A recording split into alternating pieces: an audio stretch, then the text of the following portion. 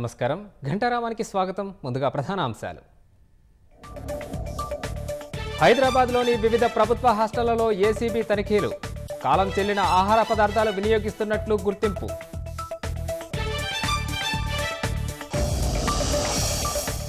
ఉపరితల ఆవర్తనం ద్రోణి ప్రభావంతో రాష్ట్ర వ్యాప్తంగా వానలు.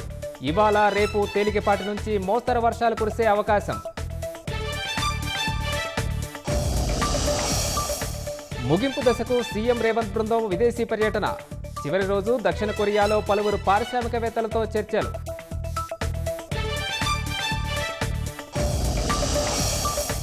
తదుపరి విచారణకు సిద్ధమవుతున్న పీసీ ఘోష్ కమిషన్. శుక్రవారం నుంచి సాక్ష్యాల నమోదు, క్రాస్ ఎగ్జామినేషన్.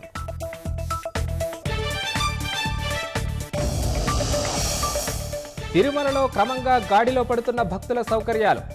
వీలైనంత ఎక్కువ మందికి దర్శన భాగ్యం కల్పిస్తున్న టీటీడీ.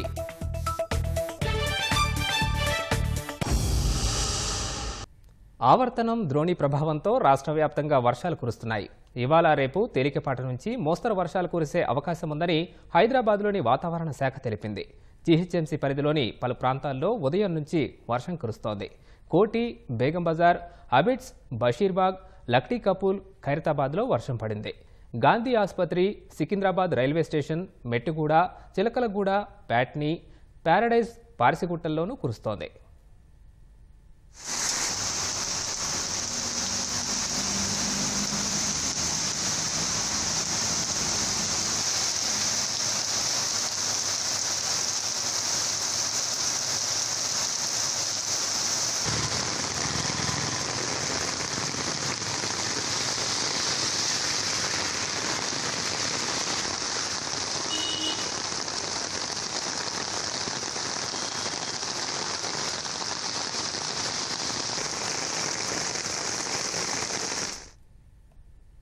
పెట్టుబడుల కోసం విదేశాలకు వెళ్లిన సీఎం రేవంత్ రెడ్డి బృందం పర్యటన నేటితో ముగియనుంది. చివరి రోజు దక్షిణ కొరియాలో పలువురు పారిశ్రామికవేత్తలతో చర్చలు జరపనున్నారు. నిన్న చియోన్ స్ట్రీమ్ను పరిశీలించిన సీఎం నేడు హన్ రివర్ ఫ్రంట్ కొరియన్ స్పోర్ట్స్ యూనివర్సిటీని సందర్శించనున్నారు. పర్యటన ముగించుకొని సింగపూర్ మీదుగా రేపు హైదరాబాద్కు రానున్నారు. అమెరికాలోనే సుమారు 31,532 కోట్ల రూపాయల పెట్టుబడులు సాధించినట్లు ప్రభుత్వ వర్గాలు వెల్లడించాయి.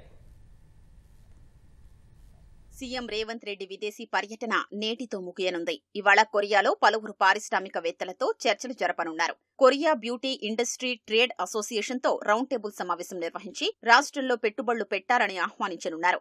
Samsung, LG electronics, GS Caltex, Celltrion company ప్రతినిధులతోనూ సీఎం చర్చించనున్నారు.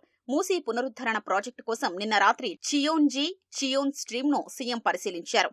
సియోల్లోని చుంగే చంగ్ నదీ పరిసరాల్ని సందర్శించారు. నది సుందరీకరణ తీరుతెన్నుల్ని తెలుసుకున్నారు. నేడు హన్ రివర్ ప్రాజెక్టును సందర్శించి సియోల్ డిప్యూటీ మేయర్తో సమావేశం కానున్నారు. కొరియన్ నేషనల్ స్పోర్ట్స్ యూనివర్సిటీని సీఎం బృందం సందర్శించనుంది. దక్షిణ కొరియా పర్యటన ముగించుకుని రాత్రి సింగపూర్ మీదుగా బయలుదేరి రేపు ఉదయం 11 గంటలకు హైదరాబాద్ రానున్నారు.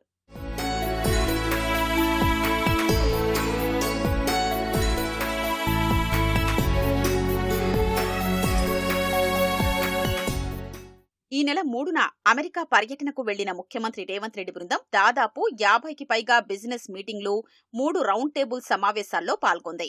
Artificial intelligence, pharma, life sciences, electric వాహనాలు, డేటా సెంటర్లు, ఐటీ, ఎలక్ట్రానిక్ రంగాల్లో ప్రభుత్వంతో భాగస్వామ్యం పంచుకునేందుకు పలు కంపెనీలు ఆసక్తిని ప్రదర్శించాయి.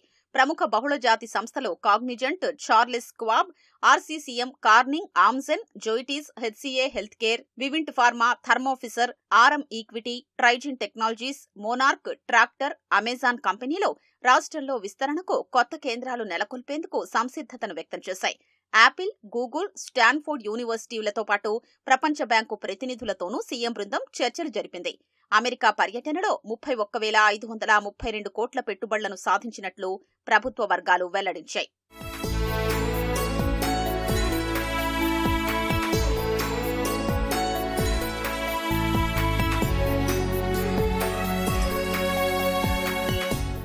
అమెరికా వేదికగా ముఖ్యమంత్రి రేవంత్ రెడ్డి తెలంగాణను ఫ్యూచర్ స్టేట్ గా ప్రకటించి హైదరాబాద్ 4.0 సిటీగా అభివృద్ధి చేసేందుకు రాష్ట్ర ప్రభుత్వం ఎంచుకున్న వివిధ ప్రాజెక్టులకు పారిశ్రామికవేత్తలకు వివరించారు. దాదాపు 19 కంపెనీలు రాష్ట్ర ప్రభుత్వంతో కలిసి పనిచేసేందుకు అవగాహన ఒప్పందాలు చేసుకున్నాయి. దీంతో రాష్ట్రంలో 30,750 కొత్త ఉద్యోగాలు లభించనున్నాయి. వరంగల్ టెక్స్టైల్స్ పార్కులో పెట్టుబడులు పెట్టేందుకు కొరియా టెక్స్టైల్ పరిశ్రమల సమాఖ్య సానుకూలంగా స్పందించింది. దక్షిణ కొరియాకు చెందిన హ్యుందాయ్ మోటార్స్ రాష్ట్రంలో మెగా కార్ టెస్టింగ్ సెంటర్ ఏర్పాటుకు సంసిద్ధత వ్యక్తం చేసింది. సియోల్లోని ప్రముఖ బహుళజాతి సంస్థ ఎల్ఎస్ ప్రతినిధులు సీఎం రేవంత్ రెడ్డి ఆహ్వానం మేరకు త్వరలో రాష్ట్రంలో పర్యటించనున్నారు. ఎలక్ట్రిక్ కేబుళ్లు, గ్యాస్, విద్యుత్, బ్యాటరీల ఉత్పత్తి రంగంలో పెట్టుబడులపై ఆ కంపెనీ ఆసక్తితో ఉంది.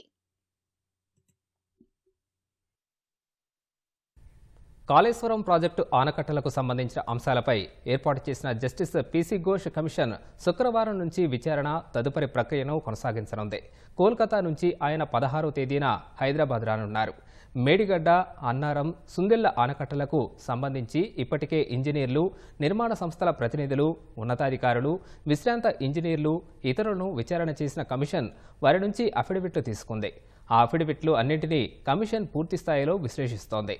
అందులోని అంశాల ఆధారంగా తదుపరి ప్రక్రియను కొనసాగించనున్నారు. అఫిడవిట్లలో ఉన్న అంశాలపై బహిరంగ విచారణకు కూడా జస్టిస్ పీసీ ఘోష్ సిద్ధమవుతున్నారు. సాక్ష్యాల నమోదు, క్రాస్ ఎగ్జామినేషన్ కూడా చేపట్టనున్నారు. సాంకేతిక అంశాలపై కమిషన్ కసరత్తు దాదాపుగా పూర్తి కాగా ఆర్థిక అంశాలపై కూడా దృష్టి సారించింది. అందుకు సంబంధించిన విషయాలపై కమిషన్ ఆరా తీస్తోంది. ఈ దఫా మరికొందరు కూడా కమిషన్ ముందు హాజరు కానున్నారు. రాష్ట్ర జలవనరుల అభివృద్ధి సంస్థ మాజీ చైర్మన్ వి ప్రకాష్ కమిషన్ ముందు హాజరయ్యే అవకాశం ఉంది. ప్రాణహిత, చేవెళ్ల నుంచి కాళేశ్వరం ప్రాజెక్టుగా రీ ఇంజనీరింగ్ చేయడం సంబంధిత అంశాలను ఆయన కమిషన్కు వివరించాలన్న ఆలోచనలో ఉన్నట్లు సమాచారం. అన్ని అంశాలను పరిశీలించిన తర్వాత మరికొందరు అప్పటి ప్రభుత్వ పెద్దలను కూడా కమిషన్ విచారణకు పిలిచే అవకాశం ఉంది.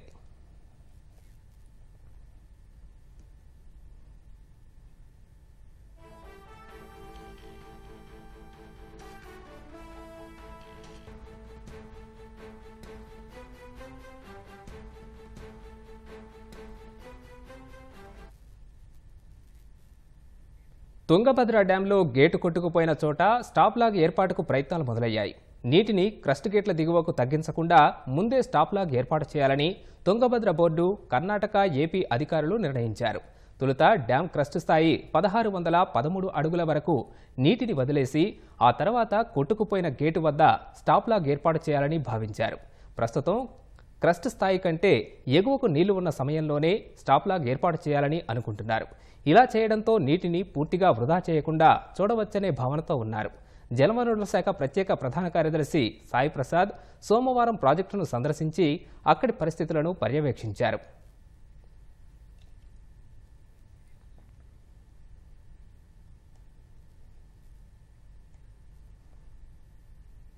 తుంగభద్ర డ్యాం వద్ద కొట్టుకుపోయిన గేట్ ఏర్పాటు ప్రక్రియ వేగంగా సాగుతోంది. ఏర్పాటును నీటిపారుదల నిపుణుడు కన్నయ్య నాయుడు పరిశీలిస్తున్నారు. అక్కడి తాజా పరిస్థితిని మా ప్రతినిధి లక్ష్మీప్రసాద్ ప్రత్యక్ష ప్రసారం ద్వారా అందిస్తారు. కర్ణాటక రాష్ట్రంలోని తుంగభద్ర జలాశయానికి భారీ వరద కారణంగా 2 రోజుల క్రితం చైన్ లింకు తెగిపోయి గేటు ప్రవాహంలో కొట్టుకుపోయింది. గేటు ద్వారా ప్రస్తుతం నీటిని మొత్తము కిందికి విడుదల చేస్తున్నారు. ఈ గేటు తాత్కాలికంగా ఏర్పాటు చేయడానికి కన్నయ్య నాయుడు, ఏదైతే జలాశయాల గేట్ల నిపుణులు కన్నయ్య నాయుడు ఉన్నారో, కన్నయ్య నాయుడు గారిని ఇక్కడికి తుంగభద్ర జలాశయం దగ్గరికి పిలిపించారు. ఆయన పర్యవేక్షణలో తాత్కాలికంగా గేటు ఏర్పాటు చేసే ప్రక్రియకు శ్రీకారం చుట్టారు. ప్రస్తుతం మనము తుంగభద్ర జలాశయం మీద గేట్ల నిపుణుడు, ఏదైతే జలాశయ గేట్ల నిపుణులు కన్నయ్య నాయుడు గారు మనతో ఉన్నారు, అడిగి తెలుసుకుందాం. సార్, ఈ గేటు ఊడిపోవడానికి ప్రధానంగా కారణం ఏంటి? ఇప్పుడు తాత్కాలికంగా గేటు ఏర్పాటు చేయడానికి జరుగుతున్న ప్రక్రియ ఏంటి? మీ సలహాలు ఏమి ఇస్తున్నారు ఏంటి? ఈ తుంగభద్ర డ్యాము 1954లో కట్టారు. అప్పటి నుంచి ఆఫ్ చేశాను. 1954లో కట్టి అప్పటి నుంచి మెయింటైన్ చేస్తున్నాం. మేము తుంగభద్ర స్టీల్ ప్రోడక్ట్స్ అప్పుడు చేస్తూ ఉండింది. 2002లో తుంగభద్ర స్టీల్ ప్రోడక్ట్ క్లోజ్ అయిపోయింది. అంతవరకు మనం ఈ గైడ్ లైన్స్ ఇచ్చి ఇదంతా ఇచ్చి మెయింటెనెన్స్ బాగా చేశాము. ఇప్పుడు మిగతా డ్యాములకు కంపేర్ చేస్తే ఇది ఒక సంవత్సరం ఒక 11 గేట్లు 33 ఉంటాయి. 11 గేట్లు పూర్తిగా, మిగతా గేట్లు ఇది రెగ్యులర్ ఇన్స్పెక్షన్ చేసి 3 ఏళ్ళకి ఒకసారి మొత్తం టచ్ అయ్యేట్టు చేస్తున్నాము. చాలా బాగా మెయింటైన్ అవుతున్నాయి. మన గవర్నమెంట్ ఆఫ్ ఇండియా రూల్స్ ప్రకారం గేట్లు equipment life 45 years, dam 100 years. ఇప్పుడు ఏమవుతుందంటే దీన్ని లైఫ్ 70 years వచ్చింది. ఇప్పుడు మనకు ఎగ్జిస్టింగ్ ప్రాజెక్ట్స్లో 70 ఆంధ్రప్రదేశ్లో కానీ కర్ణాటకలో కానీ పనిచేసే ప్రాజెక్ట్స్లో తుంగభద్ర డ్యాం వద్ద కొట్టుకుపోయిన గేట్ ఏర్పాటు ప్రక్రియ వేగంగా సాగుతోంది. ఏర్పాటును నీటిపారుదల నిపుణుడు కన్నయ్య నాయుడు పరిశీలిస్తున్నారు. అక్కడి తాజా పరిస్థితిని మా ప్రతినిధి లక్ష్మీప్రసాద్ ప్రత్యక్ష ప్రసారం ద్వారా అందిస్తారు. కర్ణాటక రాష్ట్రంలోని తుంగభద్ర జలాశయానికి భారీ వరద కారణంగా 2 రోజుల క్రితం చైన్ లింకు తెగిపోయి గేటు ప్రవాహంలో కొట్టుకుపోయింది. గేటు ద్వారా ప్రస్తుతం నీటిని మొత్తము కిందికి విడుదల చేస్తున్నారు. ఈ గేటు తాత్కాలికంగా ఏర్పాటు చేయటానికి కన్నయ్య నాయుడు ఏదైతే జలాశయాల గేట్ల నిపుణులు కన్నయ్య నాయుడు ఉన్నారో కన్నయ్య నాయుడు గారిని ఇక్కడికి తుంగభద్ర జలాశయం దగ్గరికి పిలిపించారు.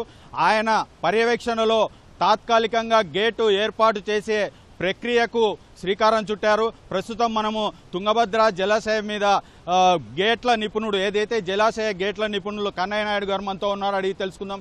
సార్, ఈ గేటు ఊడిపోవడానికి ప్రధానంగా కారణం ఏంటి? ఇప్పుడు తాత్కాలికంగా గేటు ఏర్పాటు చేయడానికి జరుగుతున్న ప్రక్రియ ఏంటి? మీ సలహాలు ఏమి ఇస్తున్నారు ఏంటి? ఈ తుంగభద్ర డ్యాము 1954లో కట్టారు. అప్పటి నుంచి ఆఫ్ చేశాను.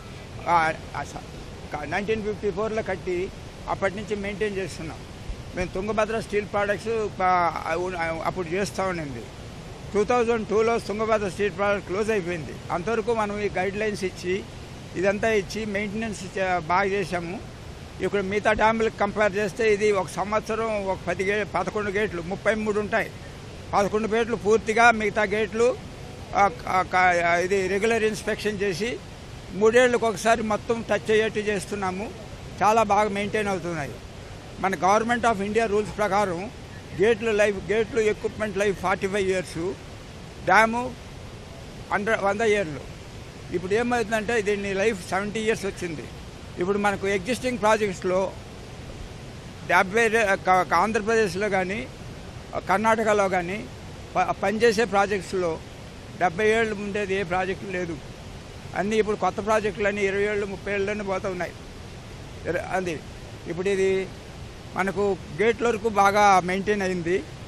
ఆయిస్టులు వచ్చి ఇంపోర్టెడ్ ఆయిస్టులు, చైన్ ఆయిస్టులు గత 70 ఏళ్ళు పనిచేసినాయి. అవి ఇప్పుడు పనిచేసినప్పుడు లోపల వీక్నెస్ అయ్యి మనకు తెలియదు బయటికి. అందువల్ల లింక్ పోయింది. లింక్ అయిపోతానే మొన్న 10వ తారీఖు రాత్రి 12 గంటలకు నాకు ఫోన్ చేశారు. అప్పుడే మా టీంతో దీనికి స్టాప్ లాగా బల్కేడ్ అరేంజ్మెంట్ చేసి ప్రపోజల్ వేసి 5 గంటలకు మార్నింగ్కి పంపించేశాను. అది ఇంకా ఢిల్లీకి పోయి నిన్ననే అప్రూవ్ అయింది. ఢిల్లీ ఇలా కన్సర్న్ 3 స్టేట్ గవర్నమెంట్లు నిన్న క్లియరెన్స్ ఇచ్చాయి. నిన్న ఫ్యాబ్రికేషన్ స్టార్ట్ చేసినారు. ఇప్పుడు ఇక్కడ వచ్చి చూస్తే మనకు మిగతా డ్యాముల్లో పైన బ్రిడ్జి ఫ్రీగా ఉండింది. అక్కడ ఎత్తి వదిలేసాం, రిస్క్ తీసుకోకుండా వదిలేసాం. నెలల్లో ఒకదాని మీద ఒకటి వదిలితే క్లోజ్ అయింది. ఇక్కడ ఆ మాదిరి రిస్క్ తీసుకొని వదిలేదానికి ఒప్పుకోలేదు, బ్రిడ్జి తీసేదానికి ఒప్పుకోలేదు. ఇప్పుడు ఈ నీళ్ళ మీద నిల్చొని పనిచేసేదానికి ఎవరు ముందుకు రాలా. ఇక్కడ ఒక కౌంటర్ వెయిట్ దించేసి ఒక ప్లాట్ఫామ్ వేసి వాళ్ళు ఇక్కడ అసెంబ్లీ చేసి దించేట్టు నేను ప్రపోజల్ ఇచ్చాను. వాళ్ళు 8 అడుగులు నీళ్ళల్లో మాత్రం పనిచేయని, మిగతా వద్దన్నారు. ఇప్పుడు మన వాళ్ళు నీళ్లు కావాలి కాబట్టి ఖరీఫ్కి 12 అడుగుల్లో దించుతామని ట్రై చేస్తున్నారు. జిందాల్ హెల్ప్ కూడా తీసుకున్నాం. క్రేన్లు పంపిస్తున్నారు, ప్లాట్ఫామ్ అదే చేస్తారు. ఇవాళ రేపు మార్నింగ్కి 2 ఎలిమెంట్లు వస్తాయి, సాయంత్రానికి ఒకటి వస్తుంది. 3 రోజులు ప్రోగ్రామ్ ఇచ్చాను, అయితే ఇంకొక రోజు ఎక్స్ట్రా వచ్చు. అంటే ఈ తుంగభద్ర జలాశయము రాతి కట్టడంతో చేశారని, స్టాప్ లాక్ గేటు పెట్టడానికి దీనికి అవకాశం లేదని కొంతమంది ఇంజనీర్లు చెప్తున్నారు. మీ ఆలోచన ఏంటి? మీరు ఎలా సలహా ఇస్తున్నారు? మేము కేఆర్ఎస్ నుంచి నేను ఈ లైన్లో 1972 నుంచి ఉన్నాను. ఈ డ్యామ్ కట్టి ఫస్ట్ వెల్డింగ్ గేట్లు పెట్టిన శ్రీరంగాచారి నా గురువు గారు. శ్రీరంగాచారి గారు విశ్వేశ్వరయ్య గారి గురువు గారు, అది శిష్యుడు. ఆయన దగ్గర ట్రైనింగ్ అయ్యి మేము దీనికి స్టాప్ లాగులు పెట్టాలని చాలా ప్రయత్నించాం. ఈ స్టోన్తో కట్టిన మీకు దీనిలో ఏం చేస్తాయంటే ఒక స్టోన్ కదిలిందంటే మొత్తం పోతుంది. అందువల్ల మన సెంట్రల్ వాటర్ కమిషన్ వాళ్ళు ఒప్పుకోలేదు స్టోన్ టచ్ చేసేదానికి. మనకి ఈ ప్రాబ్లం ఎక్కడెక్కడ ఉందంటే నాగార్జున సాగర్లోనూ ఇదే ప్రాబ్లం ఉంది, మన ప్రకాశం బ్యారేజ్లోనూ ఇదే ప్రాబ్లం. ప్రకాశం బ్యారేజ్లో బల్కేట్ వేసుకొని గేట్లన్నీ 2002లో నేనే రీప్లేస్ చేసి ఇచ్చింది. ఇప్పుడు మన సింగూరులో గేట్ పోతే కూడా రీప్లేస్ చేసి ఇచ్చాం. నారాయణపూర్లో రిపేర్ చేసి మిగతాన్ని రిపేర్ చేసి ఇచ్చాం. ఇప్పటికి రిపేర్ చేసినాక 2007లో రిపేర్ చేస్తే ఇప్పటికి బాగా పనిచేస్తున్నాయి. ఇప్పుడు నాకు ఇక్కడ వచ్చి ఇదే ఫస్ట్ టైం మాకు ప్రాబ్లం వచ్చింది. కానీ మేము వీఆర్ ట్రయింగ్ అవర్ బెస్ట్. కానీ ఇది వీళ్ళకి రెఫర్ చేశాము, ఫ్లడ్ డిసాస్టర్స్ చైర్మన్ సిడబ్ల్యూసికి. ఆయన చైన్ హాయిస్ట్లు అవుట్డేట్ అయిపోయింది, రోప్ డ్రమ్కి పండి అంటాడు. ఆ ప్రపోజల్ పెట్టి ఇప్పుడు ఎంత భిన్న మారుస్తారో బోర్డు డిసైడ్ చేయాలి. బోర్డు కానీ డిసైడ్ చేసినారంటే మళ్ళీ ఈ గేట్లు హాయిస్ట్లు కానీ మేము ఇచ్చే డిజైన్ ప్రకారం మార్చారంటే ఇంకొక 30 years నో ప్రాబ్లం. ఇప్పుడు ఇరిగిపోయిన గేటును రిపేర్ చేయాలంటే 60 TMCల నీరు కిందికి వదిలితే తప్ప ఈ గేటు, ఈ భారీ ప్రవాహంలో గేటు, తాత్కాలిక గేట్ ఏర్పాటు చేయడానికి అవకాశం లేదని చెప్తున్నారు. మీరు ఎలాంటి సలహా ఇస్తున్నారు? మనకి ఎందుకంటే ఇది 60 అడుగుల డ్యామ్. మన వర్టికల్ గేట్స్లో 60 అడుగుల డ్యామ్ ఏది కట్టలేదు ఇండియాలో. ఇది ఒక యూపీలో మాత్రం 2 ప్రాజెక్టులు ఉంది, అది కూడా నేనే చేశాను. కానీ ఈ 60 అడుగుల డ్యామ్లో వచ్చేసి టెంపరీ వేయాలంటే కొంచెం కష్టం. మన 60 అడుగులు అంటే 20 మీటర్ల పొడుగుతో హ్యాండిల్ చేయాలంటే అందులో బ్రిడ్జి స్ట్రెంగ్త్ సరిపోదు. అందువల్ల మేము డిఫరెంట్ 2 కేన్లు జిందాల నుంచి తెప్పించి పీర్ సెంటర్లో పెట్టి అవి హ్యాండిల్ చేసేదానికి ట్రై చేస్తున్నాం. కొంచెం ట్రయల్ అండ్ ఎర్రరే తీసుకుంటున్నాం. ఎందుకంటే ఏజ్ అయిపోయింది బ్రిడ్జికి కూడా, దీని మీద రిస్క్ తీసుకోకూడదని అన్నీ చేస్తున్నాము. కానీ ఇప్పుడు ఫ్లో ఆఫ్ వాటర్లో దించాలంటే మేము 12 అడుగులకు ఫ్లో ఉండేటప్పుడు దించుదామనేసి డెసిషన్ తీసుకున్నాము. గవర్నమెంట్ మాకు ఇచ్చింది పర్మిషన్ 8 అడుగులే. అంటే గత 5 ఏళ్లుగా నిధులు విడుదల చేయలేదు, కనీసం నిర్వహణ కూడా జరగలేదు అని చెప్తున్నారు. నిర్వహణ లోపం ఏమైనా కనిపిస్తా ఉంది? నిర్వహణ కాదండి, నిధులు అంటే షార్టేజ్ ఉంది, త్రూ అవుట్ ఉంది, ఇక్కడే కాదు. నిర్వహణ అంటే ఉండే ఫండ్స్తో బాగా మెయింటెనెన్స్ బాగానే అయింది. కానీ ఏజ్ అయిన దానివల్ల మన చేతుల్లో లేదు. మనం ఇప్పుడు మనుషులు కూడా బాగా శక్తి ఉండేవాళ్ళు గబాని పోతారు కదా, హార్ట్ అటాక్ వస్తుంది. మనం హార్ట్ అటాక్ వచ్చినారంటే వాళ్ళకి మనం ఇంతకుముందు ట్రీట్మెంట్ ఇవ్వలేదని కాదు కదా. ఆ మరి ఒక్కొక్క ఇన్సిడెంట్ జరుగుతుంది, దాన్ని చేసేదానికి గవర్నమెంట్లో రెడీగా ఉండాలి. అంటే ఇప్పుడు 33 గేట్లు ఉన్నాయి, మిగతా గేట్ల పరిస్థితి ఎలా ఉంది, వాటి పటుత్వం ఎలా ఉంది? అవి చూసాం, గేట్లు బాగున్నాయి. ఆయిస్ట్లలో ఇంకా కొన్ని డౌట్లు ఉన్నాయి. వాళ్ళు చెక్ చేసే మెథడ్ ఇచ్చాను, అది చేసి కన్ఫర్మ్ చేసినాక చూద్దాం. ఇప్పుడు ఈ గేటు, తాత్కాలిక గేట్ ఏర్పాటు చేయడానికి ఎంతకాలం పడుతుంది? 3 రోజులు, ఇంకా 3 రోజులు. ఇప్పుడే మంత్రి, రాష్ట్ర ఆర్థిక శాఖ మంత్రి పయ్యావుల కేశవ్ గారు వచ్చారు. అడిగి తెలుసుకుందాం. మిగతా మంత్రులతో కలిసి, ఇరిగేషన్ శాఖ మంత్రి, తర్వాత నిపుణులతో కలిసి ఇక్కడికి వచ్చారు. పయ్యావుల కేశవ్ గారిని అడిగి తెలుసుకుందాం.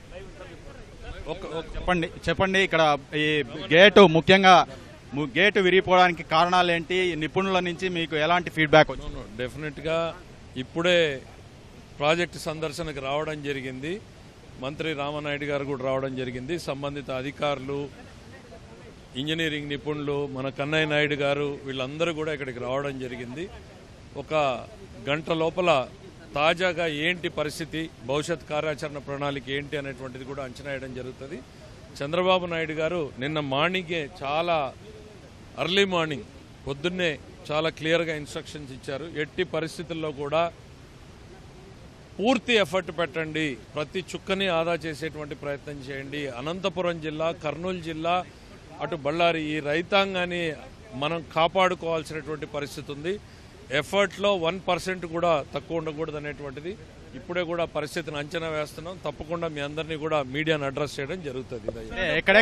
ఎక్కడెక్కడి నుంచి నిపుణులను పిలిపిస్తున్నారు ఆ వివరాలు? నో, ఇప్పుడు బేసిక్గా ఆల్రెడీ ఒక పిక్చర్ అయితే వచ్చింది. భవిష్యత్ ఏం చేయాలి అనేటువంటిది కూడా ఒక ప్లాన్ ఆఫ్ యాక్షన్ రెడీ అయింది. ఏం చేయబోతున్నాం అనేటువంటిది ఈ పర్యటన తర్వాత మీతో డీటెయిల్గా మాట్లాడడం జరుగుతుంది. ఆ డీటెయిల్స్ ఎందుకు, మనం we will get in to the details later. First జరిగినటువంటి సంఘటన మీద ఎట్లా ముందుకెళ్ళాలి అనేటువంటిది పెట్టుకుని తర్వాత యాక్షన్ ప్లాన్ ఏంటి అనేటువంటిది చెప్పడం జరుగుతుంది. సార్, ఈ తాత్కాలిక గేటు ఏర్పాటు చేసే విషయంలో నిపుణుల నుంచి ఎలాంటి ఫీడ్బ్యాక్ వచ్చింది?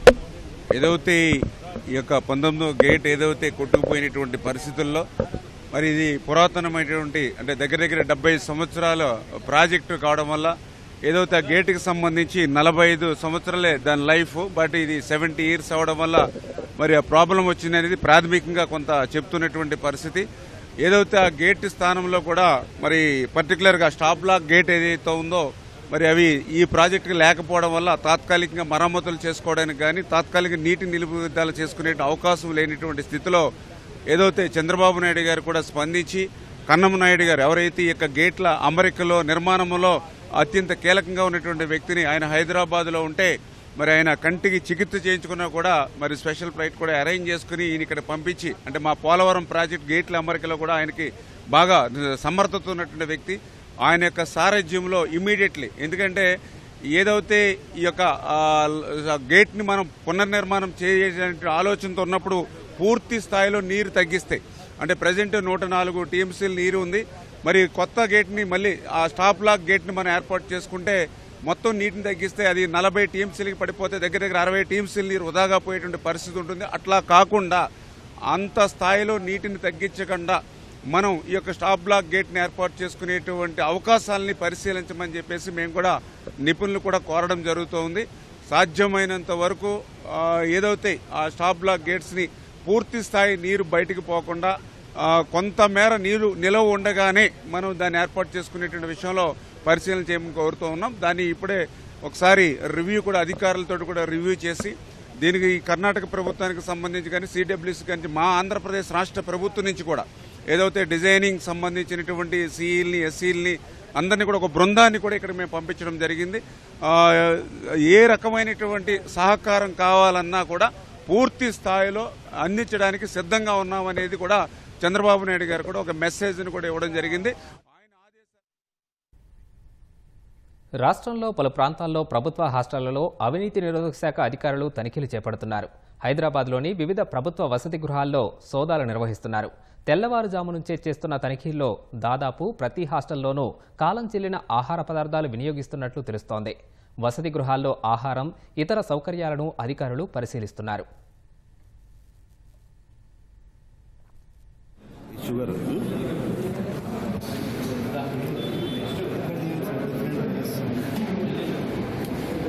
ఈ మూలకు దీన్ని చూసి మనం షుగర్ అనుకోవాలి అంతే.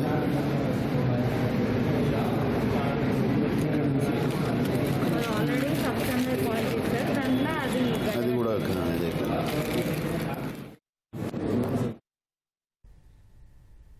రాష్ట్ర వ్యాప్తంగా వైద్య కళాశాలల్లో మెడికల్ డెంటల్ కోర్సుల్లో అడ్మిషన్లలో స్థానికత వివాదం మళ్లీ హైకోర్టుకు చేరింది. స్థానికతకు సంబంధించి మెడికల్ డెంటల్ కోర్సుల అడ్మిషన్ల నిబంధనలను సవరిస్తూ గత నెల 19న ప్రభుత్వం జారీ చేసిన జీవోను సవాల్ చేస్తూ పలువురు హైకోర్టును ఆశ్రయించారు. వీటిపై ప్రధాన న్యాయమూర్తి జస్టిస్ అరాదే, జస్టిస్ జె శ్రీనివాసరావులతో కూడిన ధర్మాసనం విచారణ చేపట్టింది. గతేడాది ఇదే హైకోర్టు వెలువరించిన తీర్పునకు విరుద్ధంగా ప్రభుత్వం నిబంధనలు సవరిస్తూ జీవో తీసుకొచ్చిందని పిటిషనర్ల తరపు న్యాయవాదులు కోర్టుకు తెలిపారు. ప్రస్తుత నిబంధన ప్రకారం అడ్మిషన్కు ముందు వరుసగా 4 ఏళ్లు తెలంగాణలో చదివి ఉండాలని నిబంధన తీసుకువచ్చారన్నారు. గతంలో 10వ తరగతి వరకు చదివి తల్లిదండ్రుల ఉద్యోగ ఇతర ప్రాంతాలకు వెళ్లిన సందర్భాల్లో ఇక్కడ శాశ్వత నివాసానికి సంబంధించి ఎంఆర్ఓ ధృవీకరణ పత్రం సమర్పించాలని ఈ హైకోర్టు తీర్పు వెలువరించిందన్నారు. దాని ప్రకారం గతేడాది అడ్మిషన్లు జరిగాయని తెలిపారు. ప్రస్తుతం ప్రభుత్వం తీసుకొచ్చిన నిబంధనల సవరణ వల్ల స్థానికులకే తీవ్ర నష్టం వాటిల్లుతోందన్నారు. మెడికల్ డెంటల్ కోర్సుల్లో అడ్మిషన్ల నిమిత్తం దరఖాస్తు చేసుకోవడానికి మంగళవారం చివరి రోజు అని అత్యవసరంగా విచారణ చేపట్టాలని కోరారు. వాదనలు విన్న ధర్మాసనం ప్రతివాదుల వాదన వినకుండా ఉత్తర్వులు ఇవ్వలేమని పేర్కొంది. ప్రతివాదులైన వైద్య ఆరోగ్య శాఖ ముఖ్య కార్యదర్శి, కాళోజీ నారాయణరావు యూనివర్సిటీ, ఎన్టీఏలకు నోటీసులు జారీ చేస్తూ విచారణను 14వ తేదీకి వాయిదా వేసింది. జీవో 33పై వివరణ ఇవ్వాలని రాష్ట్ర ప్రభుత్వానికి ఆదేశాలు జారీ చేసింది. సామాన్య భక్తులకు ప్రాధాన్యత కల్పిస్తూ తిరుమల తిరుపతి దేవస్థానం కీలక మార్పులు చేపట్టింది. గత వైసీపీ పాలనలో సాధారణ భక్తులను తీవ్ర ఇబ్బందులకు గురిచేసేలా తీసుకున్న నిర్ణయాలను సమీక్షించిన అధికారులు గణనీయమైన మార్పులు చేశారు. దర్శనాల సంఖ్య పెంచడంతో పాటు సౌకర్యాలను మెరుగుపరిచారు. ఫలితంగా ఒకే రోజు 85,000 మందికి పైగా భక్తులు దర్శనం చేసుకోగలుగుతున్నారు. తిరుమలలో శ్రీవారి దర్శన టికెట్ల కుదింపు, దివ్య దర్శనం టోకెన్ల పునరుద్ధరణ, క్యూలైన్ల నియంత్రణ, కంపార్ట్మెంట్లలో భక్తులకు నాణ్యమైన అన్నప్రసాదాల విషయంలో గడిచిన 2 నెలల్లో గణనీయమైన మార్పులు జరిగాయి. గత 5 ఏళ్లలో తిరుమల శ్రీవారి భక్తులకు దూరమైన వసతులు తిరిగి ప్రారంభమయ్యాయి. భక్తుల కష్టాలు తీర్చేందుకు కొత్త ప్రభుత్వం చేపట్టిన చర్యలు సత్ఫలితాలిస్తున్నాయి. తిరుమల వచ్చే భక్తులు సంతృప్తికరంగా శ్రీవారిని దర్శించుకుని భక్తిభావంతో తిరుగు ప్రయాణం కావాలన్న ముఖ్యమంత్రి చంద్రబాబు ఆశయాలకు అనుగుణంగా టీటీడీ ఈవో శ్యామలరావు, అదనపు ఈవో వెంకయ్య చౌదరి కార్యాచరణ ప్రారంభించారు. టీటీడీ అదనపు ఈవోగా బాధ్యతలు చేపట్టిన వెంకయ్య చౌదరి క్షేత్రస్థాయిలో నిరంతరం పర్యటిస్తూ భక్తులతో మాట్లాడి సమస్యలు అడిగి తెలుసుకుంటున్నారు.